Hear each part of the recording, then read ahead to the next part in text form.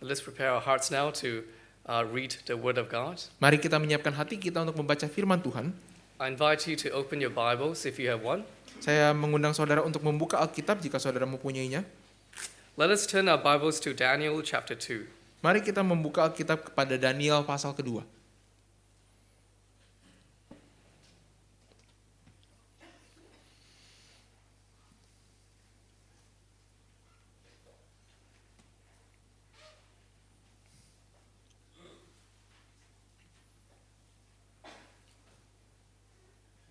Because the teens are with us today, Karena saudara kita yang remaja bersama dengan kita hari ini, I will be reading for you in the English language. saya akan membacakan bagi saudara di dalam bahasa Inggris. I invite you to follow along in your own language. Silakan saudara mengikuti juga di dalam bahasa yang saudara miliki. Daniel chapter 2. In the second year of the reign of Nebuchadnezzar, Nebuchadnezzar had dreams. His spirit was troubled, and his sleep left him. Then the king commanded that the magicians, the enchanters, the sorcerers, and the Chaldeans be summoned to tell the king his dreams. So they came in and stood before the king. And the king said to them, I had a dream, and my spirit is troubled to know the dream. Then the Chaldeans said to the king in Aramaic, O king, live forever. Tell your servants the dream, and we will show the interpretation. The king answered and said to the Chaldeans, The word from me is firm. If you do not make known to me the dream and its interpretation, you shall be torn limb from limb. Your houses shall be laid in ruins. But if you show me the dream and its interpretation, you shall receive from me gifts and rewards and great honor. Therefore show me the dream and its interpretation. They answered a second time and said, Oh, let the king tell his servants the dream, and we will show its interpretation. The king answered and said, I know with certainty that you are trying to gain time because you see that the word from me is firm. If you do not make the dream known to me, there is but one sentence for you. You have agreed to speak lying and corrupt words before me till the times change. Therefore tell me the dream, and I shall know that you can show me its interpretation. The Chaldeans answered the king and said, There is not a man on earth who can meet the king's demand. For no great and powerful king has asked such a thing of any magician or enchanter of Chaldean. The thing that the king asks is difficult, and no one can show it to the king except the gods, whose dwelling is not with flesh. Because of this, the king was angry and very furious, and commanded that all the wise men of Babylon be destroyed. So the decree went out, and the wise men were about to be killed, and they sought Daniel and his companions to kill them. Then Daniel replied with prudence and discretion to Arioch, the captain of the king's guard, who had gone out to kill the wise men of Babylon. He declared to Arioch, the king's captain, Why is the decree of the king so urgent? Then Arioch made the matter known to Daniel. And Daniel went in and requested the king to appoint him a time that he might show the interpretation to the king. Then Daniel went to his house and made the matter known to Hananiah, Mishael, and Azariah, his companions, and told them to seek mercy from the God of heaven concerning this mystery, so that Daniel and his companions might not be destroyed with the rest of the wise men of Babylon. Then the mystery was revealed to Daniel in a dream, in a vision of the night. Then Daniel blessed the God of heaven. Daniel answered and said, Blessed be the name of God forever and ever. to whom belong wisdom and might. He changes times and seasons. He removes kings and sets up kings. He gives wisdom to the wise and knowledge to those who have understanding. He reveals deep and hidden things. He knows what is in the darkness, and the light dwells with him. To you, O God of my fathers, I give thanks and praise, for you have given me wisdom and might, and have now made known to me what we asked of you. For you have made known to us the king's matter. Therefore Daniel went into Arioch, whom the king had appointed to destroy the wise men of Babylon. He went in and said thus to him, do not destroy the wise men of Babylon. Bring me in before the king, and I will show the king the interpretation. Then Arioch brought in Daniel before the king in haste, and said thus to him, I have found among the exiles from Judah a man who will make known to the king the interpretation. The king said to Daniel, whose name was Belteshazzar, are you able to make known to me the dream that I have seen and its interpretation? Daniel answered the king and said, no wise man, enchanters, magicians, or astrologers can show to the king the mystery that the king has asked. But there is a God in heaven who reveals mysteries, and he has made known to King Nebuchadnezzar what will be in the latter days. Your dream and the visions of your head as you lay in the bed are these. To you, O king, as you lay in bed came thoughts of what would be after this. And he who reveals mysteries made known to you what is to be. But as for me, this mystery has been revealed to me, not because of any wisdom that I have more than all the living, but in order that the interpretation may be made known to the king, and that you may know the thoughts of your mind. You saw, O king, and behold, a great image or a statue. This image, mighty and of exceeding brightness, stood before you, and its appearance was frightening. The head of this image was of fine gold, its chest and arms of silver, its middle and thighs of bronze, its legs of iron, its feet partly of iron and partly of clay. As you look, a stone was cut out by no human hand, and it struck the image on its feet of iron and clay and broke them in pieces. Then the iron, the clay, the bronze, the silver, and the gold all together were broken in pieces and became like the chaff of the summer threshing floors. And the wind carried them away so that not a trace of them could be found. But the stone that struck the image became a great mountain and filled the whole earth. This was the dream. Now we will tell the king its interpretation. You, O king, the King of kings, to whom the God of heaven has given the kingdom, the power, and the might, and the glory, and into whose hand he has given, wherever they dwell, the children of man, the beasts of the field, and the birds of the heavens, making you rule over them all. You are the head of gold. Another kingdom, inferior to you, shall arise after you. And yet a third kingdom of bronze, which shall rule over all the earth. And there shall be a fourth kingdom, strong as iron, because iron breaks to pieces and shatters all things. And like iron that crushes, it shall break and crush all these. And as you saw the feet and toes, partly of potter's clay and partly of iron, it shall be a divided kingdom.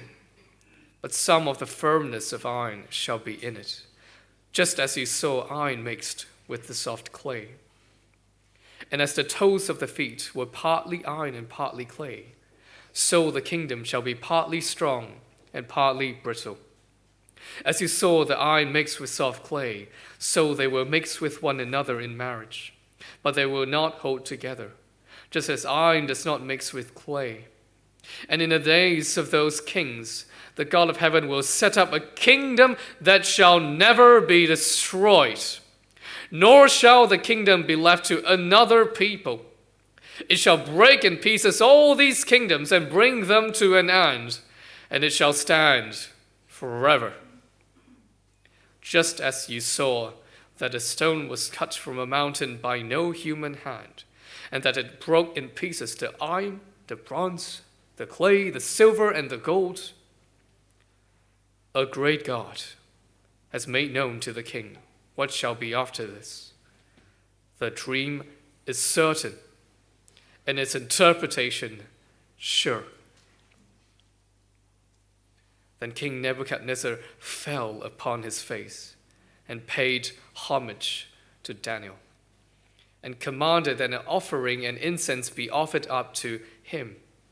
The king answered and said to Daniel, "Truly, your God is God of gods, a Lord of kings, and a revealer of mysteries, for you have been able to reveal this mystery." Then the king gave Daniel high honors and many great gifts, and made him rule over the whole province of Babylon and chief prefect over all the wise men of Babylon. Daniel made a request to the king, and he appointed Shadrach, Meshach, and Abednego over the affairs of the province of Babylon. But Daniel remained at the king's court.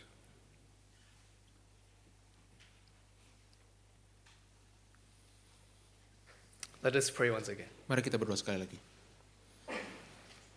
Our Father in heaven, Bapa kami yang di surga, show us your glory. nyatakanlah kemuliaan-Mu. Show us that you are worthy of all our worship. Nyatakanlah bahwa Engkau layak segala penyembahan kami. That it is worthy for us to decrease, that you may increase. Dan bahwa adalah pantas bagi kami untuk makin kecil dan Engkau makin besar. Show us your truth today. Nyatakanlah kebenaran-Mu hari ini. We ask in the name of your Son, Jesus Christ. Kami minta di dalam nama anak-Mu, Yesus Kristus. Amen. Amin. Anyone here ever had a dream so real, so scary that it actually affected you even after you woke up from it? Adakah saudara yang pernah mempunyai mimpi yang sangat nyata dan sangat menakutkan sampai mempengaruhi saudara bahkan setelah saudara terjaga? Well, it happened to me when I was young. Hal ini terjadi kepada saya ketika saya masih kecil. I dreamt that I was looking over my window at night, Saya bermimpi sedang melihat ke jendela di malam hari. and I saw a stranger climbing into my backyard. Dan kemudian saya melihat ada orang asing sedang memanjat di halaman belakang. Well, he must have been a thief, Dia pasti adalah seorang pencuri. and I was very scared. Dan saya sangat takut. I tried to walk away from the window to go to my parents' room, Saya mencoba berjalan menjauhi jendela tersebut menuju kepada kamar orang tua saya. but somehow my legs just wouldn't move. Tapi entah kenapa kaki saya tidak mau bergerak. This dream traumatized me for a number of years. Mimpi ini membuat saya trauma selama beberapa tahun. I didn't want to be anywhere near that window at night. Saya tidak mau dekat-dekat dengan jendela itu pada malam hari. In fact, the dream was so real that I couldn't tell if it was a dream or an actual memory. Bahkan mimpi itu begitu terasa nyata sampai saya tidak bisa membedakan apakah itu hanya mimpi atau memori yang benar-benar terjadi. In our passage today, a very similar thing happened to King Nebuchadnezzar. Di dalam bacaan kita hari ini hal yang serupa terjadi kepada Raja Nebukadnezar. He just woke up from a dream. Ia baru saja bangun dari mimpi. In his dream, he saw a great metal statue. Dan dalam mimpi itu ia melihat sebuah patung logam yang sangat besar. It was so huge that it made King Nebuchadnezzar felt small. Patung itu begitu besar sehingga Raja Nebukadnezar merasa kecil. But this great statue was destroyed by an even greater asteroid that fell from the sky. Tetapi patung yang besar ini dihancurkan oleh asteroid yang lebih besar lagi yang jatuh dari langit. Then King Nebuchadnezzar woke up from his dream. Dan kemudian Raja Nebukadnezar terjaga dari mimpinya. Back then, people believed that a dream is where their gods would whisper mysteries to them. Waktu itu orang-orang percaya bahwa para ilah mereka akan membisikkan misteri kepada mereka melalui mimpi. Now that he has had such a scary and vivid dream, Bukan hanya ia mempunyai mimpi yang begitu jelas dan begitu menakutkan, King Nebuchadnezzar desperately needed to know what this dream meant. tapi Raja Nebukadnezar mati-matian ingin tahu apa arti dari mimpi ini. Because even though he didn't know what the dream was about, Karena meskipun ia tidak tahu apa maksud dari mimpi tersebut, he knew what the dream made him feel. ia tahu bagaimana mimpi itu membuatnya perasaannya tentang mimpi itu. Very, very afraid. Amat sangat ketakutan. Does this statue represent him? Apakah patung ini melambangkan dirinya? What does that asteroid represent? Apa yang dilambangkan dengan asteroid itu? He didn't know. Ia tidak tahu. He was so tiny compared to the statue or the asteroid. Ia begitu kecil jika dibandingkan dengan patung itu atau asteroid itu. The dream made him feel insecure and insignificant. Mimpi itu membuatnya merasa gelisah dan tidak berarti. So he was hoping that someone could interpret the dream for him. Maka ia berharap ada seseorang yang dapat mengartikan mimpi itu bagi dia. So he would actually know what he was actually afraid of. Supaya ia tahu dengan jelas apa yang sebenarnya ia takuti. And eventually Daniel would be the one to interpret the dream for him. Dan akhirnya Daniel lah yang akan menafsirkan mimpi itu bagi sang raja. There are many things we can learn from this story. Ada banyak hal yang dapat kita pelajari dari cerita ini. But one of the main points we often miss is the study of biblical dream interpretation. Tetapi salah satu yang poin utama yang sering terlewati adalah pembelajaran tentang tafsiran mimpi yang alkitabiah. Daniel's experience can certainly teach us how to interpret our own dreams, right? Pengalaman Daniel tentu mengajar kita bagaimana kita menafsir mimpi kita sendiri, bukan? No, of course not. Tentu saja tidak. If anyone reads the book of Daniel like this, Jika seseorang membaca kitab Daniel seperti ini, he's missing the point of the story entirely. ia kehilangan intinya sama sekali. There are many ways to read the book of Daniel wrongly. Ada banyak cara yang salah untuk membaca kitab Daniel. It's just like when someone reads Daniel chapter 1, Sama seperti ketika seseorang membaca Daniel pasal pertama, thinking that it is giving us dietary guidelines. dan menyangkal bahwa pasal tersebut memberi kepada kita aturan semacam pedoman diet. Well, the point of the story is not that a vegetarian diet actually made Daniel healthier. Inti ceritanya bukanlah bahwa diet vegetarian membuat Daniel lebih sehat. Instead, the point is that God can take care of Daniel even though he does not get the best nutrition. Melainkan intinya adalah Allah dapat menjaga Daniel meskipun ia tidak mendapat nutrisi yang paling baik. It's about God, not the food. Intinya adalah tentang Allah dan bukan makanan. In the same way, the story of Daniel chapter 2 is about God, not the dream. Dengan cara yang sama, Daniel pasal kedua bermaksud menceritakan tentang Allah dan bukan mimpinya. But I know some of you will still be thinking like this. Tapi saya tahu sebagian saudara masih akan berpikir seperti demikian. Yeah, I know the main point of the story is not about dream interpretation. Ya, aku tahu bahwa inti ceritanya bukan tentang tafsiran mimpi.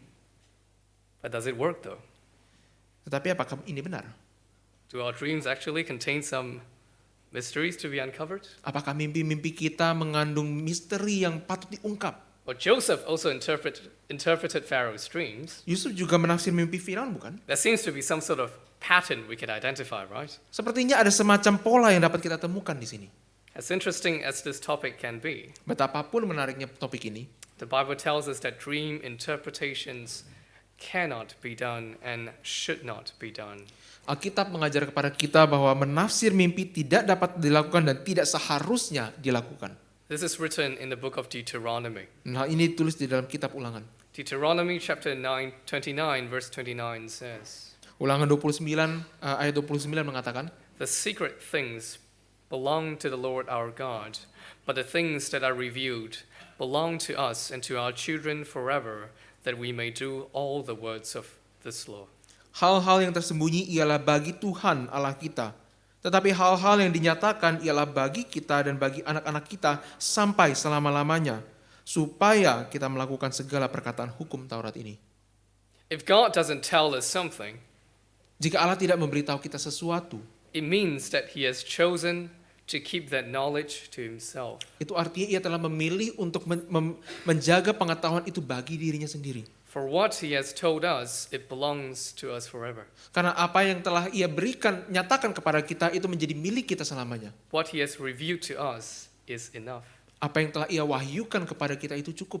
Moreover, to seek these secret knowledge from any other source or through other methods Lebih lagi mencari pengetahuan rahasia ini dari sumber-sumber atau cara-cara lain are strictly prohibited in the Bible. secara tegas dilarang di dalam Alkitab. Deuteronomy chapter 18 says, Ulangan pasal 18 mengatakan, There shall not be found among you anyone who practices divination or tells fortunes or interprets omens or a sorcerer or a charmer or a medium or a necromancer or one who inquires of the dead. Di antaramu janganlah didapati seorang yang menjadi petenung, seorang peramal, seorang penelaah, seorang penyihir, seorang pemantra, ataupun seorang yang bertanya kepada arwah atau kepada roh peramal, atau yang meminta petunjuk kepada orang-orang mati. God knew that the surrounding nations practiced these things. Allah tahu bahwa bangsa-bangsa sekitar mereka melakukan hal-hal ini. God also knew that his people would be tempted to try these things. Allah juga tahu bahwa umatnya akan tergoda untuk mencoba hal-hal ini. Because the secret knowledge they claim to give is very attractive. Karena pengertian yang rahasia, yang tersembunyi, yang dijanjikan mereka itu begitu menarik. However, when Joseph and Daniel interpreted the dreams, Akan tetapi ketika Yusuf dan Daniel menafsir mimpi, there is something fundamentally different. ada hal yang secara mendasar berbeda. They acknowledge that the interpretation belongs to God. Mereka mengakui bahwa tafsiran mereka adalah milik Allah. When Joseph interpreted the dreams of the two Egyptian officers in prison, Ketika Yusuf menafsir mimpi dari dua penjaga pegawai Mesir di penjara, he said, "Do not interpretations belong to God? Please tell them to me." ia berkata, bukankah Allah yang menerangkan arti mimpi? Ceritakanlah kiranya mimpimu itu kepadaku. Again, when Joseph interpreted Pharaoh's dreams, Dan lagi ketika Yusuf menafsir mimpi Firaun, he said, God will give Pharaoh a favorable answer. ia mengatakan, Allah juga yang akan memberitakan kesejahteraan kepada tuanku Firaun. So was Joseph skilled in dream interpretation? Jadi apakah Yusuf itu cakap di dalam menafsir mimpi? Not quite. Tidak juga. He already said the interpretation came from God, not him. Ia sudah mengatakan bahwa tafsiran itu datang dari Allah dan bukan dirinya. In other words, Joseph was a prophet of God. Dengan kata lain, Yusuf adalah seorang nabi Allah. He simply brought God's message to Pharaoh. Ia semata-mata membawa pesan Allah kepada Firaun. But why did Pharaoh dream? Tetapi mengapa Firaun bermimpi? The dream was a sign for those who do not know God, Mimpi itu adalah tanda bagi mereka yang tidak mengenal Allah. so that they might believe in God when the dreams are interpreted and when they come true. Supaya mereka dapat percaya kepada Allah ketika mimpi tersebut ditafsirkan dan ketika mimpi tersebut benar-benar terjadi. And we see the same thing here in Daniel chapter 2. Dan kita melihat hal yang sama di sini di dalam Daniel pasal kedua. When Daniel heard that King Nebuchadnezzar needed his dream to be interpreted, Ketika Daniel mendengar bahwa Raja Nebukadnezar memerlukan bahwa mimpinya untuk ditafsirkan, Daniel did not give an interpretation to the king. Daniel tidak memberi tafsiran kepada sang raja. In fact, he could not. Dan sejatinya ia tidak dapat. Instead, Daniel prayed to God and asked for an interpretation. Tetapi Daniel berdoa kepada Allah meminta supaya mimpi tersebut dapat ditafsirkan. Having said all that, let us now move on to Nebuchadnezzar's dream. Dan dengan demikian mari sekarang kita masuk membahas tentang mimpi Nebukadnezar. Kings are obsessed with the future Raja-raja terobsesi dengan masa depan. because it is something they cannot control. Karena itu adalah sesuatu yang tidak dapat mereka kendalikan. No matter how powerful they become. Tak peduli betapapun kuat mereka. For someone like King Nebuchadnezzar who trusts in himself, Bagi seseorang seperti Raja Nebukadnezar yang percaya kepada dirinya sendiri, the more power he obtains, the more insecure he becomes. semakin besar kuasanya maka semakin gelisah ia. This is because self-confidence is destroyed by self-knowledge. Sebabnya adalah karena kepercayaan diri dihancurkan oleh pengenalan akan diri. Because of their insecurity, Dan karena kegelisahan ini, ancient kings always surrounded themselves with sorcerers, Maka raja-raja di zaman purba selalu mengelilingi diri mereka dengan para ahli sihir. with people who could read dreams and stars and other signs. Dengan orang-orang yang dapat membaca mimpi dan bintang dan tanda-tanda lain. They wanted some sort of certainty in the midst of uncertainty. Mereka ingin semacam kepastian di tengah-tengah ketidakpastian. However, certainty is not something the sorcerers could offer to King Nebuchadnezzar. Akan tetapi kepastian bukanlah sesuatu yang dapat diberikan oleh para ahli sihir kepada Raja Nebukadnezar. Why? Mengapa? Because they are not God. Karena mereka bukanlah Allah. They don't actually know the future. Mereka tidak benar-benar tahu masa depan. Now imagine you are a Babylonian sorcerer, Sekarang bayangkan saudara adalah seorang ahli sihir Babel. and King Nebuchadnezzar wants you to interpret his dream and reveal the future to him. Dan Raja Nebukadnezar meminta engkau untuk menafsir mimpinya dan menyatakan apa yang akan terjadi di kemudian hari. What do you do? Apa yang akan saudara lakukan? Well, just for educational purposes, Dan hanya untuk maksud pembelajaran, I'd like to teach you how to become a professional Babylonian sorcerer in this sermon. saya akan mengajar saudara bagaimana menjadi ahli sihir Babel yang profesional di dalam khotbah ini. Generally, there are two strategies. Pada umumnya ada dua strategi. The first strategy is to keep your dream interpretations unclear. Yang pertama adalah untuk memberikan tafsiran mimpi yang tidak jelas. Usually, your interpretation will only fall under two simple categories. Biasanya tafsiranmu hanya akan masuk ke dalam dua kategori, It's either a good omen entah itu pertanda baik or a bad omen. atau pertanda yang buruk. Let me give you some examples. Saya akan memberi saudara contoh. The sorcerer will ask King Nebuchadnezzar, Maka sang ahli sihir akan bertanya kepada Raja Nebukadnezar, can you remember anything in the dream? dapatkah engkau ingat sesuatu di dalam mimpi tersebut? Perhaps a person? Mungkin seseorang tertentu? If yes, which side was the person facing? Jika iya, maka sisi mana yang dihadapkan oleh orang tersebut? If the person was facing to the right side, Jika orang tersebut menghadap ke kanan, then it's a good omen. maka itu adalah pertanda baik. But if he was facing the left side instead, Tetapi jika ia menghadap ke arah kiri, then it's a bad omen. maka itulah pertanda buruk. But what does a good omen mean? Tetapi apa maksudnya dari pertanda baik? No one is really sure. Tidak ada yang tahu. Just good luck, I guess. Hanya semacam keberuntungan mungkin. And what does a bad omen mean? Dan apakah arti dari pertanda buruk? Again, not quite sure either. Sekali lagi tidak jelas juga. I suppose just be extra careful in the coming days. Saya kira mungkin ya lebih berhati-hati dalam beberapa hari ke depan. These dream interpretations are meant to be unclear. Tafsiran-tafsiran mimpi ini memang dimaksudkan supaya tidak jelas. Because if you say something specific and it doesn't come true, Karena jika saudara mengatakan sesuatu yang spesifik dan itu ternyata tidak terjadi, King Nebuchadnezzar will chop off your head. maka Raja Nebukadnezar akan memenggal kepala saudara. The second strategy is to follow what the textbook says. Dan strategi kedua adalah dengan mengikuti buku panduan. Well, Babylonian sorcerers don't just make things up whenever they interpret the dreams. Ahli-ahli sihir Babel tidak hanya mengada-ngada setiap kali mereka menafsir mimpi. They study the things that previous sorcerers have made up. Mereka mempelajari apa yang telah dibuat, dikarang oleh ahli-ahli sihir sebelum mereka. And these things would eventually become their sorcery textbook. Dan hal-hal ini kemudian dirangkum menjadi satu buku panduan bagi para ahli sihir.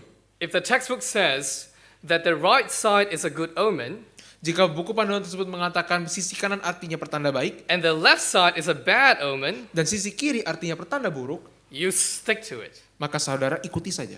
Because if your interpretation turns out to be false, Karena jika kemudian interpretasi saudara salah, you can always blame it on the textbook. saudara dapat selalu mempersalahkan buku tersebut. So these are the two strategies. Jadi inilah dua strategi itu. Keep it unclear Buat tafsirannya tidak jelas. and follow the textbook. Dan ikuti sajalah buku panduan. This is very similar to modern fortune telling. Hari ini mirip sekali dengan ramalan modern. Whether it be tarot card reading, Apakah itu bacaan kartu tarot, astrology, astrologi, or others. atau yang lainnya. And people turn to these things because their spirits are insecure and anxious. Dan orang-orang berpaling kepada hal-hal semacam ini karena jiwa mereka resah dan gelisah. Once you understand how ancient sorceries work, Jika saudara mengerti bagaimana ahli-ahli sihir di zaman purba bekerja, you understand why the story of Daniel 2 is so extraordinary. Saudara akan mengerti mengapa cerita di dalam Daniel pasal kedua itu begitu luar biasa. Firstly, the dream that King Nebuchadnezzar got was highly detailed and specific. Yang pertama, mimpi Raja Nebukadnezar itu begitu spesifik dan terperinci. In an ordinary dream, Di dalam mimpi yang biasa, there are things that we normally remember, ada hal-hal yang biasanya dapat kita ingat, such as the people we met seperti orang-orang yang kita temui and the events that occurred, dan peristiwa-peristiwa yang terjadi. because these things normally occur in dreams. Karena hal-hal ini biasanya terjadi di dalam mimpi, Their interpretations were written down in the textbook. maka tafsiran-tafsiran mereka ditulis di dalam buku panduan.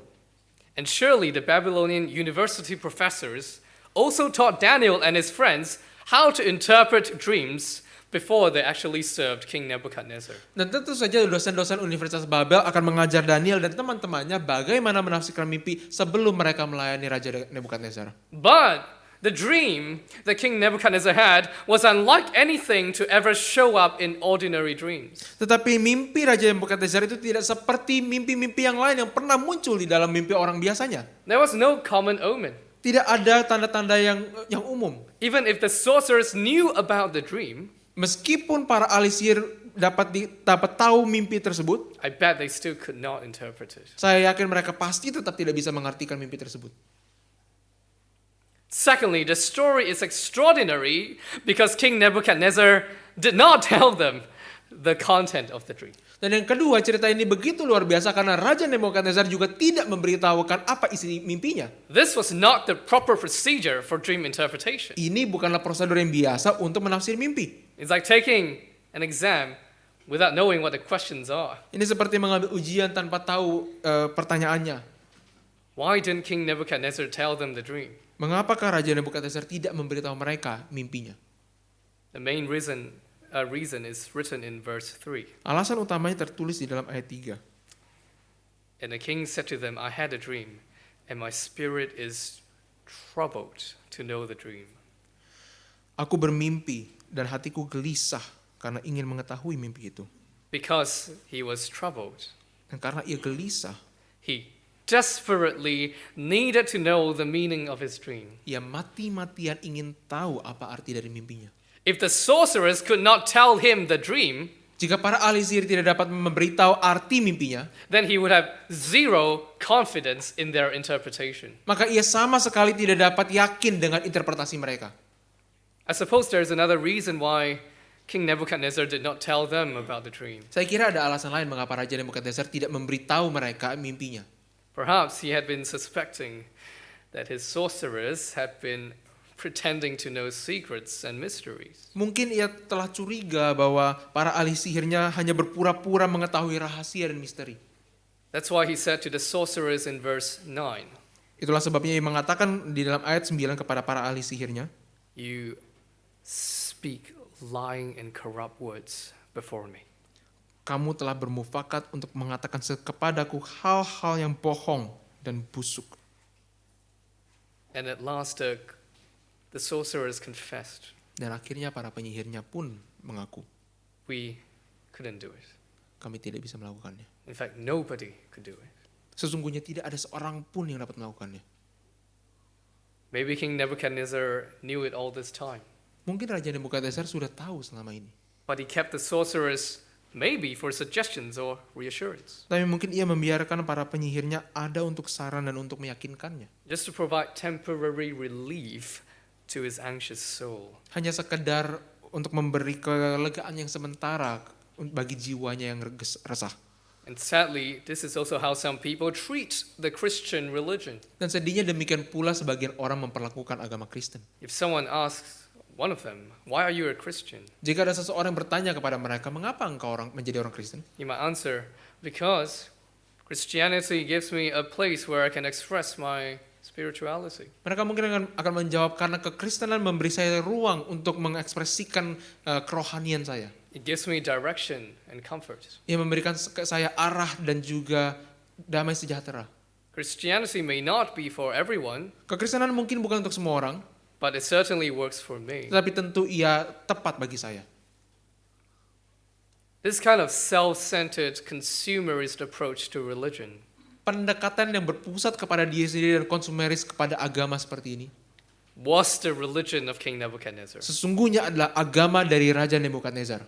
This religion has proven to be useless when his frightening dream came to him. Dan agama ini telah ternyata terbukti tidak berguna ketika mimpi yang mengerikan itu datang kepadanya. And if this is how you treat Christianity, Dan jika demikianlah saudara memperlakukan kekristenan, my friend, the same religion that failed King Nebuchadnezzar will also fail you.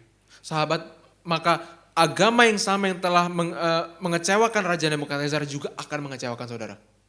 Christianity is not just one among many religions that fits your needs. Kekristenan bukanlah hanya sekedar satu dari sekian banyak agama yang dapat memenuhi kebutuhanmu. Christianity is the only true religion that worships the God who started all things and sustained all things. Kekristenan adalah satu-satunya agama sejati yang menyembah Allah yang telah memulai segala sesuatu dan menopang segala sesuatu. The God who shall end all things and renew all things. Allah yang akan mengakhiri segala sesuatu dan memperbaharui segala sesuatu. This God is true Allah ini adalah sejati and worthy of worship regardless of our opinions. dan layak untuk disembah tak peduli apapun pandangan kita. But the most extraordinary thing of this story by far Tetapi yang paling luar biasa dari semuanya ini is not King Nebuchadnezzar's dream bukanlah mimpi Raja Nebukadnezar or the fact that he did not disclose the content of his dream. atau bahwa ia tidak menyingkapkan isi dari mimpinya. The most extraordinary part of this story must have been the moment when Daniel spoke to the king. Bagian yang paling luar biasa dari cerita ini pastilah momen ketika Daniel berbicara kepada raja. Daniel was not only able to retell King Nebuchadnezzar's dream, Daniel bukan hanya dapat menceritakan isi mimpi raja, but after that he even gave a very specific dream interpretation. tetapi kemudian ia memberikan tafsiran mimpi yang sangat spesifik. And he ended his interpretation by saying, "The dream is certain and its interpretation sure." Dan ia mengakhiri tafsirannya dengan mengatakan mimpi itu adalah benar dan maknanya dapat dipercayai. He has done what the sorcerers could not and would not do. Ia telah melakukan apa yang tidak mungkin dan tidak akan dilakukan oleh para ahli sihir. There was no ambiguity. Tidak ada keraguan, There was no textbook reference. tidak ada rujukan kepada buku panduan. There was only God's power and glory. Yang ada hanyalah kuasa dan kemuliaan Allah. How did Daniel know the dream and its interpretation? Bagaimanakah Daniel tahu isi mimpi dan tafsiran dari mimpi tersebut? Verse 19 gives us the answer. Ayat 19 memberitahu kita jawabannya. Then the mystery was revealed to Daniel in a vision of the night. Maka rahasia itu disingkapkan kepada Daniel dalam suatu penglihatan malam. The word mystery has a double meaning here. Kata rahasia di sini memiliki makna ganda. The dream can be considered a mystery Mimpi tersebut bisa dikatakan sebuah misteri because King Nebuchadnezzar did not tell anyone about the dream. karena Raja Nebukadnezar tidak memberitahu siapapun tentang mimpinya. But the dream is a mystery also because God had hidden the meaning of the dream. Tetapi mimpi itu juga adalah misteri karena Allah telah menyembunyikan makna dari mimpi tersebut. Interestingly, the meaning of the king's dream is revealed in Daniel's dream. Dan menariknya makna dari mimpi sang raja dinyatakan kepada Daniel di dalam mimpi. The king's dream was unclear, Mimpi sang raja tidaklah jelas, whereas Daniel's dream was very clear. sedangkan mimpi Daniel sangatlah jelas. Unlike the foreign gods, Tak seperti ilah-ilah yang asing, the God of Israel always spoke to Israel very clearly through his prophets. Allah Israel selalu berbicara kepada umatnya dengan sangat jelas melalui nabi-nabinya. God reveals his plans to his people, Allah menyatakan rencananya kepada umatnya. and he uncovers the secrets of the future in his holy Bible. Dan ia menyingkapkan rahasia tentang masa depan di dalam Alkitab yang kudus. And I think we don't appreciate this clarity of God's word as much as we should. Dan saya kira kita tidak cukup menghargai kejelasan firman Allah ini sebagaimana mestinya. What was Daniel's first response after God revealed the dream and the interpretation to him? Apakah respon pertama Daniel setelah Allah menyingkapkan mimpi itu dan artinya kepadanya? If I were Daniel, Dan jika saya adalah Daniel, I would run to King Nebuchadnezzar and interpret his dream immediately. Saya akan seketika itu juga lari menghadap Raja Nebukadnezar dan menafsir mimpinya. Because the king had already sent out his soldiers to kill all the wise men, Karena sang raja telah mengutus tentaranya untuk membunuh semua orang bijaksana, including Daniel and his dan friends. termasuk Daniel dan teman-temannya. But Daniel did not do that. Tetapi Daniel tidak melakukan demikian.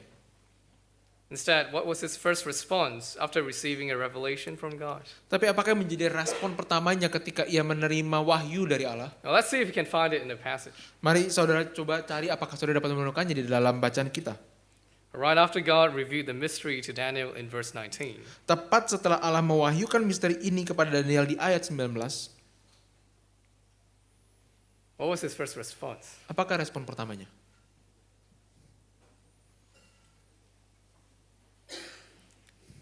It was written, it was to bless the God of heaven.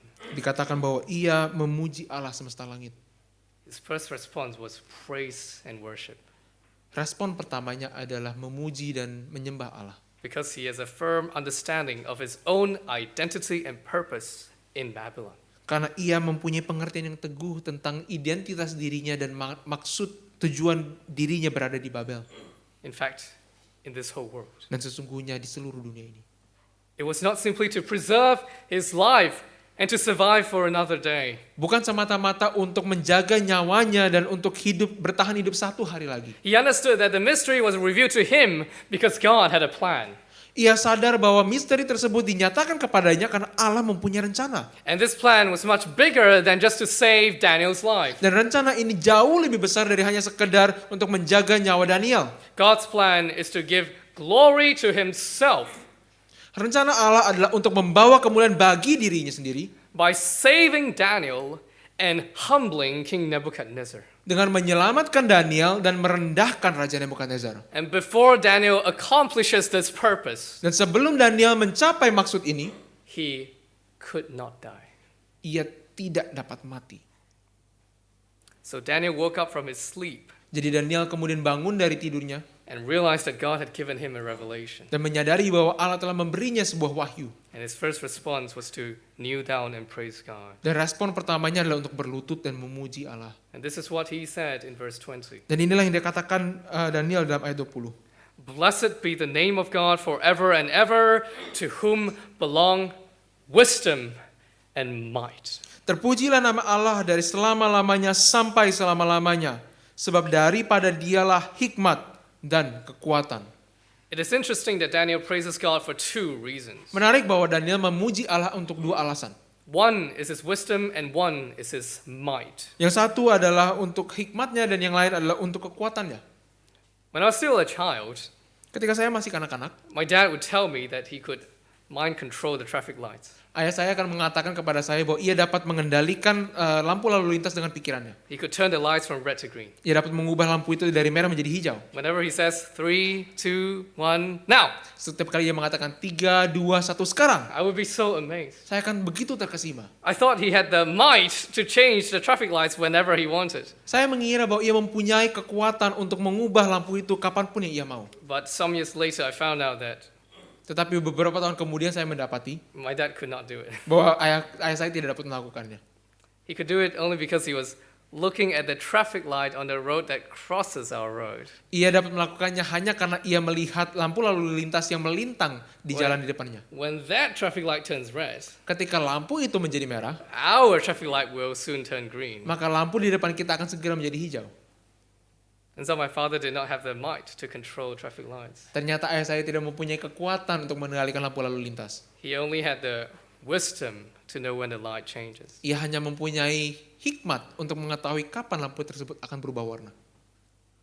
And if God could reveal the future only because he could see into the future, Dan jika Allah dapat mengatakan apa yang akan terjadi di masa depan hanya karena ia dapat melihat ke depan, then Daniel could only praise him for his wisdom but not his might. maka Daniel hanya dapat memuji Allah karena hikmatnya dan bukan kekuatannya. The fact that Daniel included the word might is clear. Fakta bahwa Daniel memasukkan kata kekuatan adalah jelas. Daniel wants to say that God knows the future not just because he sees the future. Daniel ingin mengatakan bahwa Allah dapat menyatakan apa yang akan terjadi di masa depan bukan hanya karena ia melihat masa depan, But more than that, God knows the future because He determines the future with His might. tetapi lebih dari itu Allah mengetahui masa depan karena ia yang menetapkan masa depan dengan kekuatannya. And verse 21 tells of God's might. Ayat 21 berbicara tentang kekuatan Allah. It says, He changes times and seasons. Dikatakan dia mengubah saat dan waktu, atau dalam bahasa Inggris waktu dan musim. It means that God is the one who rules over nature. Dan artinya Allah lah yang mengendalikan alam. It also says He removes kings and sets up kings. Juga dikatakan dia memecat raja dan mengangkat raja. It means that He rules over humanity, Artinya ia memerintah atas seluruh umat manusia, either individually or collectively. entah secara pribadi maupun secara keseluruhan. And this is what we have sung in the hymn, in our first hymn today. Inilah yang telah kita nyanyikan di dalam lagu kita yang pertama hari ini. Not the first hymn. God is our strength and refuge. Bukan yang pertama, God is our strength and It refuge. says thrones vanish at His presence. Dikatakan bahwa tahta-tahta sirna di dalam kehadirannya. It was important for Daniel's readers to know that both wisdom and might belong to their God. Penting bagi para pembaca Daniel bahwa baik hikmat maupun kekuatan adalah milik Allah. In Babylon, they were surrounded by Babylonian religions. Di Babel mereka semua dikelilingi oleh agama-agama orang Babel. They claimed that anyone who worships their gods will gain secret knowledge and magical powers. Mereka mengatakan bahwa siapapun yang menyembah ilah mereka akan mendapatkan pengetahuan rahasia dan juga kekuatan ajaib. They can help you avoid bad luck in life. Mereka dapat menolong saudara menghindari nasib yang buruk. They can help you win friends and influence people. Mereka dapat menolongmu untuk memenangkan hati saudara teman-temanmu dan juga untuk mempengaruhi orang-orang penting. All you need is to bow down to them. Yang kamu perlukan hanyalah untuk sujud menyembah kepada mereka. These Israelites must know that they worship a God who is greatest in might and wisdom. Orang-orang Israel ini harus tahu bahwa mereka menyembah Allah yang kuasanya dan hikmatnya paling besar. Who alone determines the course of history. Yang satu-satunya menetapkan arah sejarah. Other than that, Daniel also praised God for revealing deep and hidden things. Selain dari itu, Daniel juga memuji Allah karena menyingkapkan hal-hal yang dalam dan tersembunyi. As is written in verse 22. Sebagaimana tertulis di dalam ayat 22. There was nothing extraordinary about Daniel's dream interpretation skills. Tidak ada yang luar biasa di dalam kemampuan Daniel menafsirkan mimpi. Sometimes people read Daniel's story and think, Terkadang orang-orang membaca cerita Daniel ini dan kemudian berpikir, maybe Israel had their own dream interpretation knowledge that Babylonians did not know of. mungkin orang-orang Israel memiliki pengetahuan menafsir mimpi yang berbeda yang tidak diketahui orang Babel. And maybe if I search through Israel's historical writings, I can learn this superior dream interpretation as well. Mungkin jika saya kemudian menggali dan membaca tulisan-tulisan tua orang-orang Israel, kemudian saya dapat mempelajari cara mereka menafsir mimpi yang lebih unggul. The Bible tells us why this simply cannot be true. Tetapi Alkitab mengatakan kenapa ini tidak mungkin benar. Firstly, if there was such knowledge in ancient Israel, Yang pertama, jika memang ada pengetahuan semacam ini di Israel, why was Daniel the only one who could interpret the dream? mengapa Daniel satu-satunya orang yang dapat mengartikan mimpi? Why not his friends? Mengapa tidak teman-temannya? Secondly, no amount of man-made wisdom could help Daniel know what actually happened in King Nebuchadnezzar's dream. Dan yang kedua, tidak ada hikmat manusia sebagaimanapun yang dapat membuatnya tahu apa yang terjadi dalam mimpi Nebukadnezar. Thirdly, if Daniel was able to interpret a dream because he had the knowledge, Dan yang ketiga, jika Daniel dapat mengartikan mimpi karena ia mempunyai pengetahuan tertentu, or in other words, if Daniel was a sorcerer, atau dengan kata lain, jika Daniel adalah seorang ahli sihir, then he would have sinned when he interpreted the dream. maka ia telah berdosa ketika ia menafsir mimpi tersebut. Because actual dream interpretation is an abomination to the Lord. Karena menafsir mimpi adalah sebuah kekejian bagi Allah. The reason why Daniel could interpret the dream was all because of God, Alasan mengapa Daniel dapat menafsir mimpi adalah hanya karena Allah. so that all glory should be given not to Daniel, but to Daniel's God alone. Sehingga segala kemuliaan diberikan bukan kepada Daniel, tetapi hanya kepada Allahnya Daniel.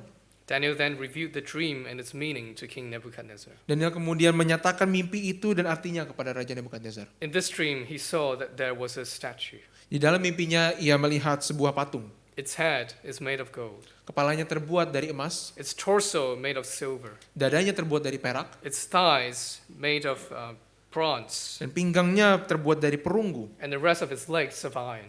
dan kakinya terbuat dari besi. Each of these sections represented one kingdom. Masing-masing dari bagian ini melambangkan sebuah kerajaan. The golden head represents Babylon. Kepala emas melambangkan Babel, The silver torso represents an inferior kingdom dada perak melambangkan kerajaan yang lebih kecil who will defeat Babylon. yang akan mengalahkan Babel. The bronze thighs represent yet another more inferior kingdom Pinggang perunggu melambangkan kerajaan yang lain yang lebih kecil, who will in turn defeat the kingdom that defeated Babylon. yang akan mengalahkan kerajaan yang akan mengalahkan kerajaan yang telah mengalahkan Babel. And finally, the iron legs represent a fourth and last kingdom Dan kemudian yang terakhir, kaki besi melambangkan kerajaan yang keempat dan yang terakhir, who will defeat everyone and become the strongest kingdom. yang akan mengalahkan semuanya dan akan menjadi kerajaan yang terkuat. Each of them represents an actual kingdom in history. Masing-masing dari mereka merepresentasikan kerajaan yang sungguh-sungguh ada di dalam sejarah. The golden head represents the Babylonian Empire. Kepala emas melambangkan kerajaan Babel, The silver torso represents the Persian Empire. dada perak melambangkan kerajaan Persia, The bronze thighs represent the Greek Empire. pinggangnya perunggu melambangkan kerajaan Yunani, And the iron legs represent the Roman Empire. dan kaki besi melambangkan kerajaan Roma. We can see that there's a pattern here. Kita lihat di sini ada semacam pola, Moving from the head to the toe, bergerak dari kepala sampai ke kaki. the metal becomes stronger and stronger. Logam tersebut makin lama makin kuat, From gold to silver to bronze to iron. dari emas, perak, perunggu, kemudian besi. This signifies that the kingdoms will become stronger and stronger in power. Hari ini menyatakan bahwa kerajaan-kerajaan tersebut akan makin lama makin kuat. In fact, the Roman Empire was the greatest empire in the ancient Near East. Dan sesungguhnya kekaisaran Roma adalah kekaisaran yang terbesar di timur dekat kuno. It was the biggest and the longest standing empire. Ia adalah kekaisaran yang paling lama berdiri dan paling besar. They were not only strong in battles, Mereka bukan hanya kuat di dalam berperang, they were strong in controlling their people. mereka juga kuat di dalam mengendalikan umat penduduknya. They were as strong as iron. Mereka sekuat besi. But over time, the kingdoms also decreased in glory. Tetapi semakin lama kerajaan-kerajaan tersebut juga makin berkurang kemuliaannya. Maybe the world would disagree on this point. Mungkin dunia akan tidak setuju dengan hal ini. Because in the world's eyes, a powerful kingdom is by default a glorious kingdom. Karena di mata dunia, bangsa yang kuat pada dasarnya adalah bangsa yang mulia. But that's not true in God's eyes. Tapi hal ini tidak benar di mata Allah. As we see, King Nebuchadnezzar actually confessed that the Lord is God. Kita lihat bahwa Raja Nebukadnezar di sini mengaku bahwa Tuhan ialah Allah. In verse 47, he says, Di dalam ayat 47 ia berkata, "Truly your God is God of gods and Lord of kings and the revealer of mysteries." sesungguhnya lah Allahmu itu Allah yang mengatasi segala Allah, yang berkuasa atas segala raja, dan yang menyingkapkan rahasia-rahasia. And he's called a servant of God in the Bible. Dan ia disebut pelayan Allah yang dinyatakan di dalam Alkitab. But when we look at the Roman Empire, Tapi jika kita melihat kekaisaran Roma, we see how much they persecuted Christ and his followers. kita melihat bagaimana mereka telah menganiaya Kristus dan pengikutnya. They will be forever known as the kingdom who killed the Son of God. Dan mereka akan selamanya dikenal sebagai kerajaan yang membunuh sang anak Allah. Because Daniel was able to reveal the dream, Karena Daniel dapat mengartikan mimpinya. King Nebuchadnezzar trusted his interpretation. Raja Nebukadnezar percaya sepenuhnya kepada tafsirannya. But more than that, he trusted the God who first revealed it to Daniel. Tapi lebih dari itu, ia percaya kepada Allah yang pertama-tama telah menyatakannya kepada Daniel. Even though Israel was defeated by Babylon, Meskipun Israel dikalahkan oleh Babel, the God of Israel remains the God of the universe. Allah Israel tetaplah Allah atas seluruh alam semesta. And Daniel has shown us how God's glory is shown through his people even though they are poor and weak. Dan Daniel telah menyatakan kepada kita bagaimana Allah tetap menunjukkan kemuliaannya melalui umatnya bahkan ketika mereka miskin dan lemah. So what can we learn from Daniel? Jadi apa yang dapat kita pelajari dari Daniel? I think our role in this world is very similar to Daniel's role in Babylon. Saya kira peran kita di dunia ini mirip dengan peran Daniel di Babel. Of course, we don't go around interpreting people's dreams, Tentu kita tidak pergi kemudian mengartikan mimpi orang-orang lain, but the people of this world share the same problems as Nebuchadnezzar. tetapi orang-orang di sekitar kita mempunyai masalah yang sama dengan Raja Nebukadnezar. They have fears about the future. Mereka mempunyai ketakutan akan masa depan. They have questions about the purpose of life. Mereka mempunyai pertanyaan tentang tujuan hidup. And the worst thing is they have no good answer to these questions. Dan yang paling buruk adalah mereka tidak mempunyai jawaban yang baik terhadap pertanyaan-pertanyaan ini. But God has certainly given us the answers. Tetapi tentu Allah telah menyatakan jawabannya kepada kita. He didn't give us the answers through a vision, Ia tidak memberikan jawabannya melalui semacam penglihatan, but He has certainly given us all the answers we need through the Bible. tetapi tentu Ia telah memberikan segala jawaban yang kita butuhkan di dalam Alkitab. God had already revealed the truth to us. Allah telah menyatakan kebenaran kepada kita. We know where we came from and where we are heading. Kita tahu dari mana kita berasal dan kemana kita pergi. We know the solution to the biggest problems in life. Kita tahu jawaban dari masalah yang terbesar di dalam hidup. We know how our relationship with God can be repaired. Kita tahu bagaimana relasi kita dengan Allah dapat diperbaiki. Because God has revealed these mysteries in Jesus Christ. Karena Allah telah menyatakan misteri ini di dalam Yesus Kristus. He is the one who will establish God's kingdom. Ialah yang akan mendirikan dan menegakkan kerajaan Allah. He is the one who will bring us into that kingdom. Ialah yang akan membawa kita ke dalam kerajaan tersebut. And He will accomplish all that by dying for our sins. Dan Ia akan menggenapi semuanya itu dengan mati bagi dosa-dosa kita. And according to the prophecy of the dream, Dan seturut dengan nubuatan dari mimpi, Jesus Christ came in the fourth kingdom Yesus Kristus datang di dalam kerajaan yang keempat and established His kingdom dan menegakkan kerajaannya that shall never end. yang tidak akan pernah berakhir. The story of Daniel 2 calls us to interpret the world for the world, Daniel pasal 2 mengajar kita untuk menafsir dunia bagi dunia, to help them see God's glory untuk menolong mereka melihat kemuliaan Allah and God's power through their own life dan experiences. kuasa Allah melalui pengalaman hidup mereka sendiri. Remember, this part of the book of Daniel was written in Aramaic, Ingat bahwa bagian ini di dalam kitab Daniel ditulis di dalam bahasa Aram, in the language of the foreign countries. yaitu bahasa oleh bangsa-bangsa asing di sekitar It mereka. was meant to be read and understood by those who do not belong to Israel. Bagian ini memang dimaksudkan untuk dibaca dan dimengerti oleh mereka yang bukan Israel. God has a message for them. Allah mempunyai berita bagi mereka. And the center of the message is the asteroid that shall destroy the statue. Dan pusat dari berita tersebut adalah asteroid yang menghancurkan patung tersebut. One day all human kingdoms will come to an end, Suatu hari seluruh kerajaan manusia akan berakhir, but the kingdom of God shall stand forever. tetapi kerajaan Allah akan tetap selamanya. Those who put their trust in men will be put to shame, Mereka yang menaruh percaya kepada manusia akan dipermalukan, but those who trust in God shall never regret. tetapi mereka yang menaruh percaya kepada Allah tidak akan menyesal. Daniel has shown us how to remain faithful to God when the situation is discouraging. Daniel telah menunjukkan kepada kita bagaimana tetap setia kepada Allah meskipun keadaan sekitar begitu menghancurkan jiwa. He has shown us how to make God's glory known to those around him, Ia menunjukkan bagaimana menyatakan kemuliaan Allah kepada orang-orang di sekitarnya, even though he was the oppressed minority. meskipun ia adalah minoritas yang tertekan. In every situation, our sovereign God is on our side. Di dalam segala situasi, Allah kita yang berdaulat adalah Allah kita. In every situation, we're in the place where we are is the place God's glory shall be made known through us. Dan situasi apapun yang kita alami itu adalah tempat di mana kita menyatakan kemuliaan Allah. This week, the story of Daniel's testimony is an encouraging one. Minggu ini cerita Daniel adalah cerita yang begitu menguatkan hati. Doing God's will actually brought him glory. Mengerjakan kehendak Allah sesungguhnya mendatangkan kemuliaan. But next week's story is different. Tetapi cerita minggu depan berbeda. Doing God's will actually brought death. Menyatakan kemuliaan Allah malah membawa kematian. And that's the many phases of living faithfully for God in Babylon. Dan ini adalah berbagai fase yang berbeda dari hidup bagi Allah di Babel. Let us prepare our hearts also for next week's sermon. Maka mari kita juga menyiapkan hati kita untuk khotbah minggu depan. Let us pray. Mari kita berdoa.